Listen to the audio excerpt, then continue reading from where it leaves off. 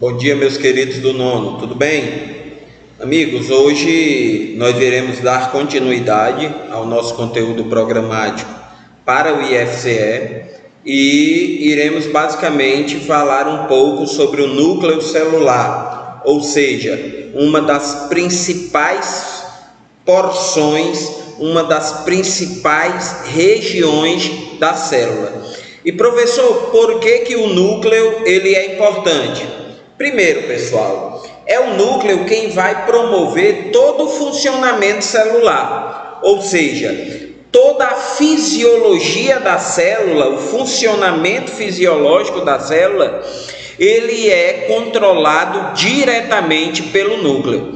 Ou seja, cada atividade promovida na estrutura celular, o núcleo ele será justamente o responsável. E é interessante porque quando a gente fala de núcleo, nós temos que entender que a maioria das estruturas celulares, elas são mononucleadas, ou seja, apresentam apenas um núcleo. Outras células, elas são anucleadas. E o que seria ser anucleada? Não existe a presença do núcleo. E como exemplo clássico aí, a gente tem as células binucleadas, falando a respeito do paramécio, que seria justamente um protozoário que vai apresentar dois núcleos, tá? Então vamos lá. Existem células mononucleadas, a grande maioria, apenas um núcleo. Existem células anucleadas, sem núcleo, binucleadas, com dois núcleos.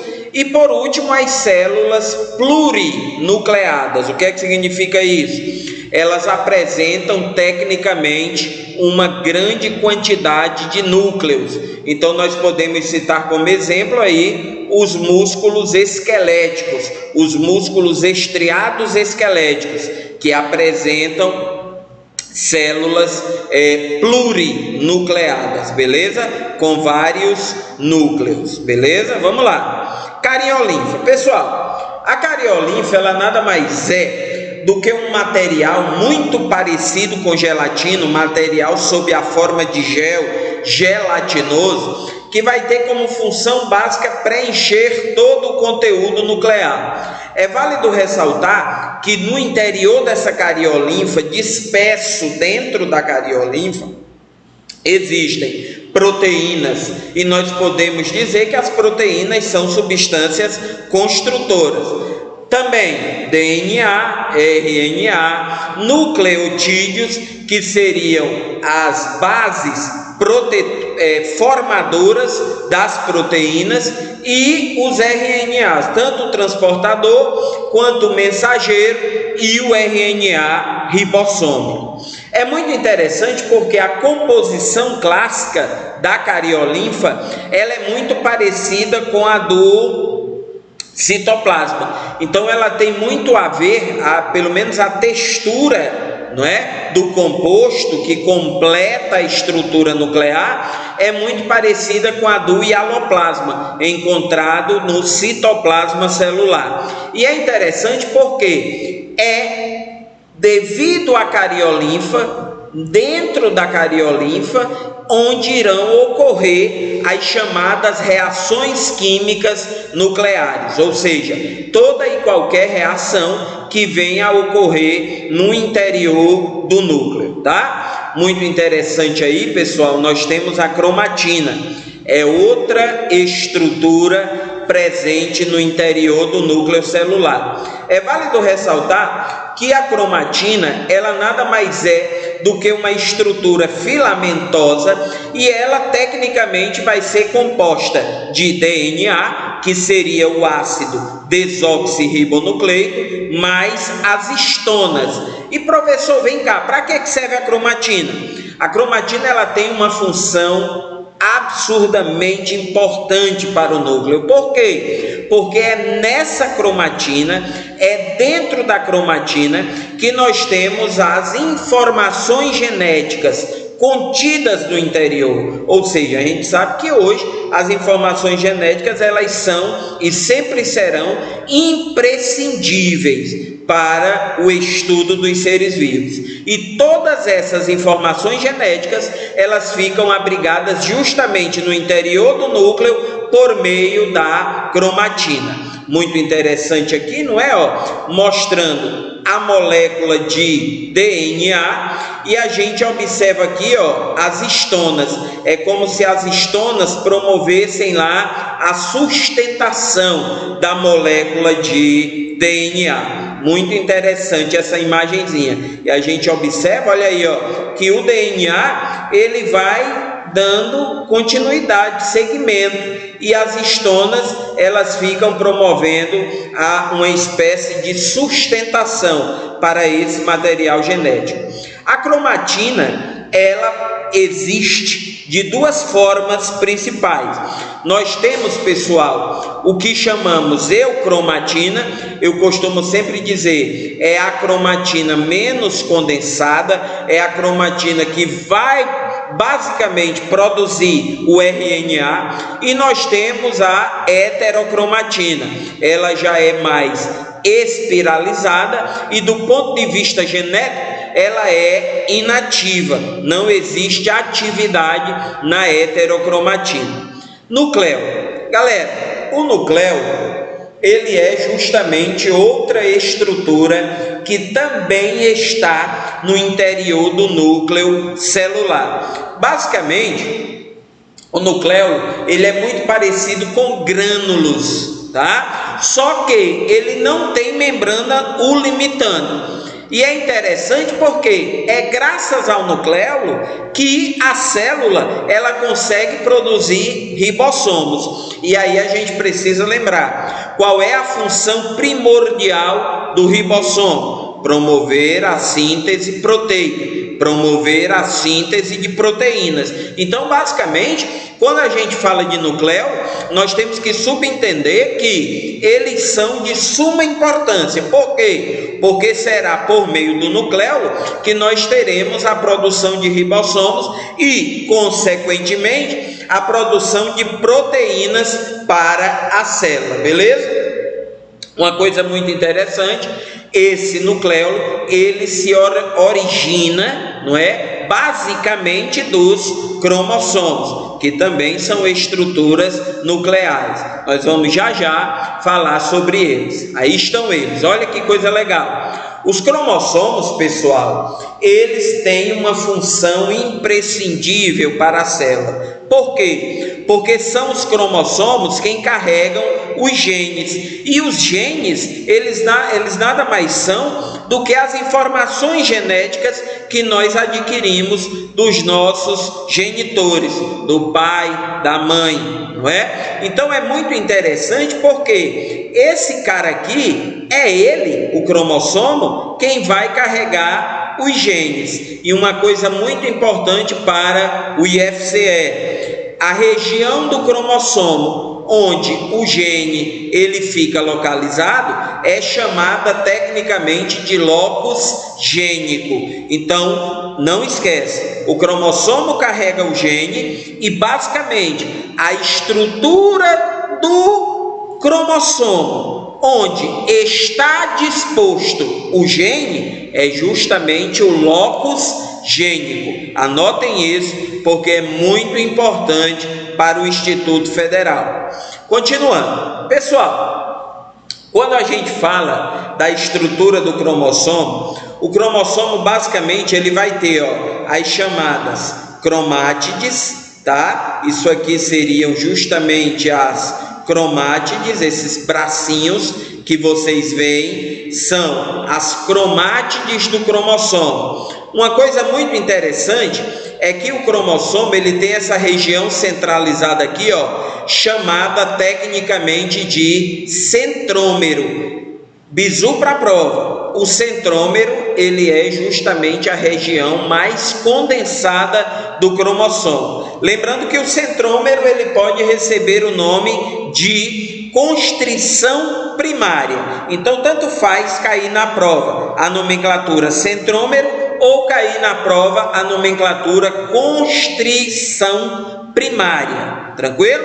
a constrição primária ela é o mesmo que centrômero. Um bizu importante, mais uma vez, até para fixar, o centrômero ele é a região mais condensada do cromossomo. Temos aqui uma constricção secundária, muito interessante. Por quê? Porque essa constricção secundária, ela forma uma estrutura que no cromossomo nós damos o nome de telômero, que seria justamente essa porçãozinha final do cromossomo, tá? Então, apenas recapitulando, nós temos aqui o cromossomo como um todo. Essa regiãozinha aqui seria justamente as cromátides. Temos a constrição primária, que é o centrômero, e a constricção secundária, que forma tecnicamente a região conhecida no cromossomo como telômero, tá? Outro bizu importante, galera, isso aí é imprescindível para a prova. Os cromossomos, eles podem se classificar de 4 maneiras diferentes. E isso levando em consideração a posição do centrômero no cromossomo. Então a gente pode classificar o cromossomo de 4 maneiras diferentes. E quais são essas 4 maneiras? Metacêntrico seria justamente o centrômero bem no meio do cromossomo. Submetacêntrico, nós vamos ter o centrômero um pouco acima, um pouco abaixo do meio. Os bracinhos, um bracinho ele fica ligeiramente menor do que o outro. Se a gente observar esse braço inferior, ele está maior do que esse bracinho superior. Então nós dizemos que esse cromossomo ele é submetacêntrico. Temos o cromossomo acrocêntrico, que é aquele onde o centrômero ele vai ficar quase no finalzinho do cromossomo, formando aí um braço muito maior do que o outro. Se a gente for observar, esse bracinho aqui, ele está bem maior do que esse daqui. Centrômero, quase no final do cromossomo, olha aí, Então nós dizemos que esse cromossomo, ele é do tipo acrocêntrico.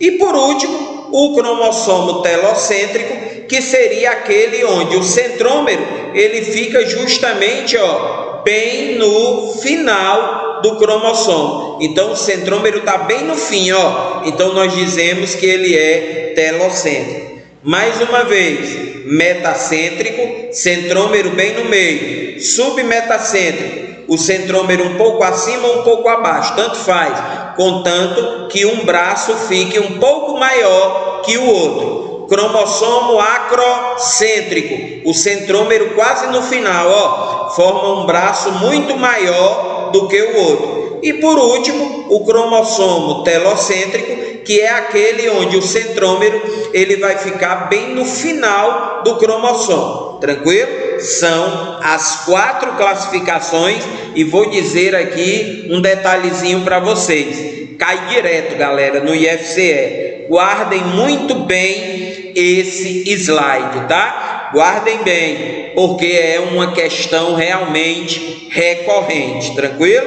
Muito recorrente. Continuando, o cariótipo. Pessoal, todo ser vivo, ele é formado por um conjunto de cromossomos. Por exemplo, nós, seres humanos, apresentamos um cariótipo contendo, isso quando eu digo contendo, eu estou falando do cariótipo total. Nós possuímos 46 cromossomos. São 23 cromossomos que nós recebemos da mãe e mais 23 cromossomos que nós recebemos do pai. Se vocês observarem, é do par 1 até o par 22. Totalizando aí, pessoal, basicamente do par 1 até o par 22, 44 cromossomos. E temos também, olha aqui do lado, os cromossomos sexuais. No caso, esse cariótipo é o cariótipo de um uma pessoa do sexo masculino. Por quê? Porque nós temos aqui nos cromossomos sexuais o cromossomo X e o cromossomo Y, que é o que define o sexo masculino. Se aqui fosse uma moça, um cromossomo, um cariótipo feminino, nós teríamos 2X, um cromossomo X, e aqui, ao invés do Y, outro cromossomo X. Se a gente for contar, nós temos aqui um total de 46 cromossomos, beleza? É por isso que nós dizemos que o cariótipo, ele é nada mais nada menos do que o conjunto total e um bizu. Não pode existir cromossomo a mais e não pode existir cromossomo a menos. A quantidade de cromossomos do cariótipo, ela tem que ser exata, 46 cromossomos. Por exemplo, existe uma doença, eu acho que vocês já ouviram falar, que é a chamada síndrome de Down. A síndrome de Down, quando chega nesse pazinho aqui, ó, no pá 21, a pessoa, ao invés de ter só 2 cromossomos, ela acaba tendo uma trissomia. Professor, o que é isso? Ao invés de só ter 2, a pessoa fica com 3. E ao invés de no total ela ter 46, ela acaba tendo 47. É o que nós chamamos trissomia do cromossomo 21, trissomia do pá 21, que seria justamente a síndrome de Down. E você vê que a pessoa, por ter um cromossomo a mais, ela não se transforma num super-humano. Uma pessoa portadora de síndrome de Down, ela tem uma série de condições anomálicas no seu corpo, condições de anomalia. Como assim, professor? Má distribuição de gordura pelo corpo, fenda palatina, que é o lábio leporino, não apresentam impressões digitais. Então, quer dizer, é uma série de condições que dificultam a vida do indivíduo, tá? Então, é muito interessante porque esse quantitativo no cariótipo, ele tem que ser um quantitativo exato, nenhum a mais, nenhum a menos. Mais uma vez, só para não esquecer, nós temos os cromossomos sexuais. Nesse caso, quando for X e Y, nós vamos ter um homem. X, se no caso aqui fosse outro X, seria justamente uma moça, beleza? Aqui mostrando justamente o cariótipo masculino, é aquela imagenzinha um pouco reduzida. E aqui, galera, olha que coisa legal. As células, todas as células do nosso corpo, elas são diploides. O que é uma célula diploide? Tá aqui, galera, ó. Ela carrega no total 46 cromossomos. Cuidado com o IFCE. Célula diploide tem 46 cromossomos no total, 23 vindos do pai e 23 vindos da mãe.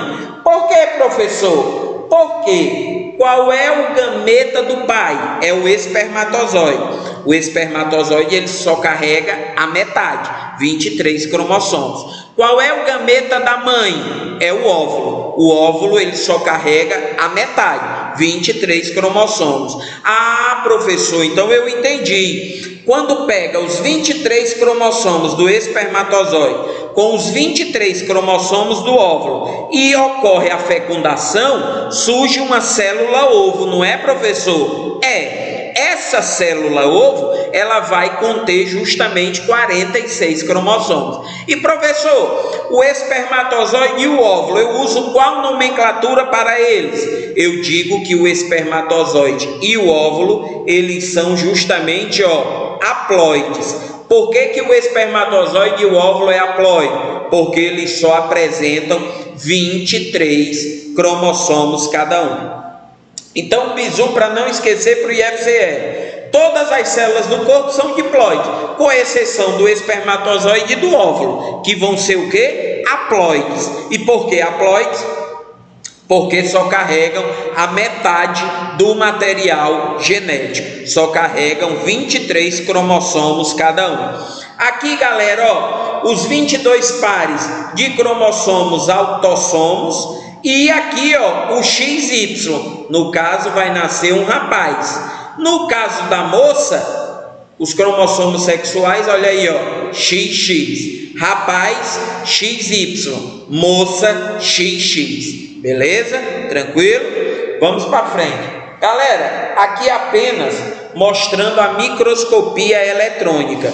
Olha o tamanho do cromossomo X, não é? Se você for comparar o cromossomo X com o cromossomo Y, ó, ele é bem maior, né? No caso, as moças, elas vão ter 2 cromossomos sexuais desse tipo. 2 cromossomos X, por isso que a gente mostrou lá na imagem anterior, ó, XX, tá? A moça, ela tem justamente o que nós chamamos XX, seriam 2 cromossomozinhos desse aqui. Já o rapaz não é XY, então ele vai possuir um cromossomo X e um cromossomo Y. Bem menorzinho, né? Você vê que pelo tamanho ele aqui é bem menor, beleza, galera?